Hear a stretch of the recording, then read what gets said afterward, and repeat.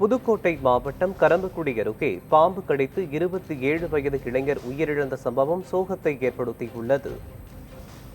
கடுக்காடு வடக்கு தெருவைச் சேர்ந்த மகேந்திரன் வீட்டின் பின்புறம் சென்றபோது பாம்பு கடித்துள்ளது. பின்னர் மயக்கமடைந்த அவரை உறவினர்கள் மருத்துவமனைக்கு அழைத்து சென்ற நிலையில் ஏற்கனவே உயிரிழந்து விட்டதாக மருத்துவர்கள் தெரிவித்தனர். சிறு வயதிலேயே அவரது தாயாரும் பாம்பு கடித்து உயிரிழந்த நிலையில் தற்போது மகேந்திரனும் பாம்பு கடித்து உயிரிழந்திருப்பது சோகத்தை ஏற்படுத்தியுள்ளது. செங்கல்பட்டு மாவட்டம் பெருங்களத்தூர் அருகே இன்ஸ்டாகிராம் மூலம் மெத்தபெட்டமைன் போதைப்பொருள் விற்பனை செய்ததாக 2 இளைஞர்கள் கைது செய்யப்பட்டுள்ளனர். வாகன சோதனையின் போது பிடிபட்ட இருவரிடமிருந்து 15 கிராம் மெத்தபெட்டமைன் பறிமுதல் செய்யப்பட்டது. விசாரணையில் அதிக பணம் சம்பாதிக்க சமூக வலைதளம் மூலம் போதைப்பொருள் விற்பனை செய்தது தெரியவந்ததாக போலீசார் தெரிவித்தனர். இவர்களுக்கு போதைப்பொருள் எங்கிருந்து கிடைத்தது, யாருக்கெல்லாம் விற்பனை செய்தனர் என்பது குறித்து போலீசார் விசாரணை நடத்தி வருகின்றனர். சேலம் மாவட்டம் கோணமேரியில் போதிய பேருந்துகள் இல்லாததாக மாணவர்கள் சரக்கு வாகனங்களில் பயணித்து கல்லூரிக்கு செல்வதாக குற்றச்சாட்டு எழுந்துள்ளது. கல்லூரி நேரத்தில் போதிய பேருந்துகள் இயக்கப்படாததால் மாணவர்கள் கடும் அவதிக்குள்ளாகி வருவதாக கூறப்படுகிறது. இந்நிலையில் பேருந்து வசதி இல்லாத நேரத்தில் 20க்கும் மேற்பட்ட மாணவர்கள் சரக்கு வாகனத்தில் ஆபத்தான முறையில் தொங்கியபடி பயணம் செய்துள்ளனர். இந்த காட்சிகள் சமூக வலைதளங்களில் வெளியாகி பரபரப்பை ஏற்படுத்தியுள்ளது. மாணவர்களின் பாதுகாப்பை கருத்தில் கொண்டு கூடுதல் பேருந்துகளை இயக்க வேண்டும் என மக்கள் மத்தியில் கோரிக்கை எழுந்துள்ளது. திருநெல்வேலி மாவட்டம் பாபநாசம் வன சோதனை சாவடியில் சொரிமுத்து ஐயனார் கோவில் ஆடி அமாவாசை திருவிழாவை ஒட்டி ஆயிரக்கணக்கான பக்தர்கள் சொந்த வாகனங்களில் வந்ததால் சுமார் 1 கிலோமீட்டர் தூரத்திற்கு வாகனங்கள் அணிவகுத்துள்ளன.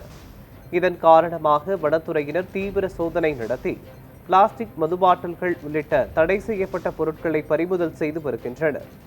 நீண்ட நேரம் காத்திருப்பதால் முதியவர்கள், குழந்தைகள் சிரமத்திற்கு உள்ளாகியுள்ளனர். தேனி மாவட்டம் கம்பம் நகரில் ரேஷன் கடையில் பொதுமக்களுக்கு வழங்கப்படும் பொருட்களின் எடை குறைவாக இருப்பதாக வந்த புகாரை தொடர்ந்து கம்பம் எம்எல்ஏ ஜெகநாத் மிஸ்ரா திடீர் ஆய்வு மேற்கொண்டார். அப்போது அரிசி, பருப்பு, சீனி உள்ளிட்ட பொருட்களை எடை போட்டு சரிபார்த்ததில் எடை வித்தியாசம் இருந்ததாக கூறப்படுகிறது. இதையடுத்து ரேஷன் கடை பணியாளரை எச்சரித்த எம்எல்ஏ தொடர்ந்து எடை குறைவாக வழங்கினால் கடும் நடவடிக்கை எடுக்கப்படும் என தெரிவித்தார்.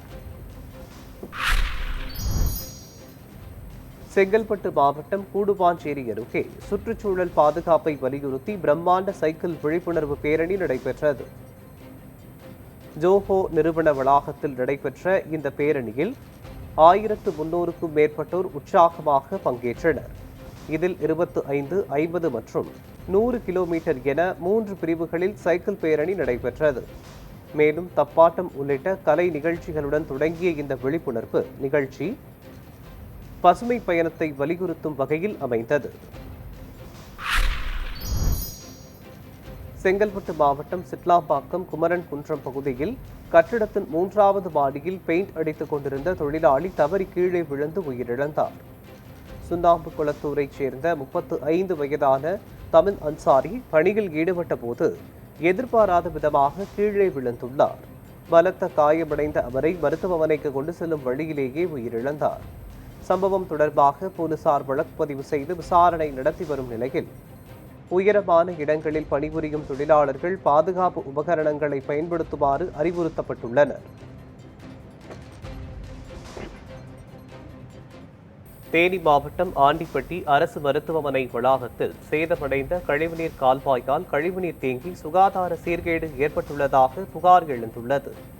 மருத்துவ கழிவுகளுடன் கழிவுநீர் கலந்து தேங்கி நிற்பதால் துர்நாற்றம் வீசுவதுடன் கொசு மற்றும் புழுக்கள் உற்பத்தியாகும் நிலை ஏற்பட்டுள்ளது. இதனால் தொற்றுநோய் பரவும் அபாயம் உள்ளதாக நோயாளிகள் மற்றும் பொதுமக்கள் குற்றம் சாட்டுகின்றனர். மேலும் கழிவுநீர் கால்வாயை சீரமைத்து தேங்கியுள்ள கழிவுநீரை அகற்ற நடவடிக்கை எடுக்க வேண்டும் என பொதுமக்கள் கோரிக்கை வைத்துள்ளனர்.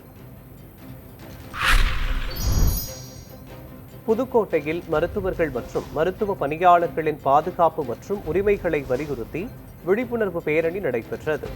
இந்திய மருத்துவ சங்கம் உள்ளிட்ட மருத்துவ அமைப்புகள் சார்பில் பழைய பேருந்து நிலையத்தில் இருந்து புறப்பட்ட பேரணி புதிய பேருந்து நிலையத்தை சென்றடைந்தது. தொடர்ந்து மருத்துவர்களுக்கு பணி பாதுகாப்பு வழங்க கோரி மருத்துவர்கள் மற்றும் பணியாளர்கள் ஆர்ப்பாட்டத்தில் ஈடுபட்டனர். கிருஷ்ணகிரி மாவட்டம் ஓசூரில் இருந்து பேரிகை பகுதிக்கு சென்ற அரசு பேருந்து அச்சந்திரம் கிராமத்தில் நிற்காமல் தும்மணப்பள்ளியில் நிற்கப்பட்டதாக கூறப்படுகிறது.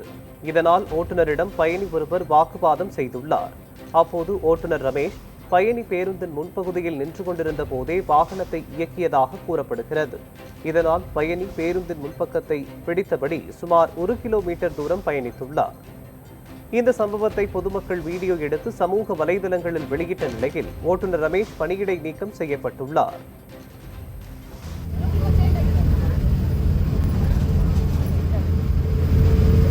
வீடியோ எடுக்கிறேங்க, அது ஒரு பிரச்சனையாக இருக்கும். பப்ளிக் பஸ் தானே, அதெல்லாம் ஒன்றும் பிரச்சனை இல்லை.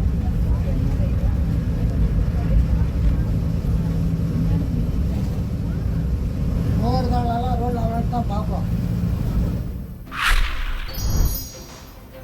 ஈரோடு மாவட்டம் அந்தியூர் வனப்பகுதியில் இறந்து கிடந்த சிறுத்தையின் நகம், பல் உள்ளிட்ட உடற்பாகங்களை உயரதிகாரிகளுக்கு தெரிவிக்காமல் அப்புறப்படுத்தியதாக 2 வன ஊழியர்கள் பணியிடை நீக்கம் செய்யப்பட்டுள்ளனர்.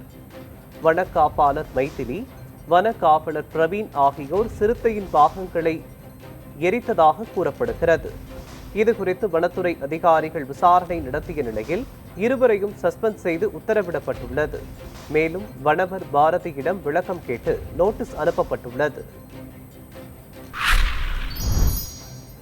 தேனி மாவட்டம் தேவதானப்பட்டியில் வாகன சோதனையின் போது இருசக்கர வாகனம் பறிமுதல் செய்யப்பட்டதால் போதையில் இருந்த நபர் காவல் நிலையம் முன்பு அமர்ந்து ரகளையில் ஈடுபட்டார். இவர் சுமார் 3 மணி நேரத்திற்கும் மேலாக தரையில் அமர்ந்து வாகனத்தை திரும்பத் தரக் கோரி அவர் வாக்குவாதத்தில் ஈடுபட்டதாக கூறப்படுகிறது. இதனால் அந்த வழியாக சென்ற பொதுமக்கள், பெண்கள் மற்றும் மாணவர்கள் அச்சமடைந்தனர். சம்பவத்தில் போலீசார் உரிய நடவடிக்கை எடுக்க வேண்டும் என பொதுமக்கள் கோரிக்கை வைத்துள்ளனர்.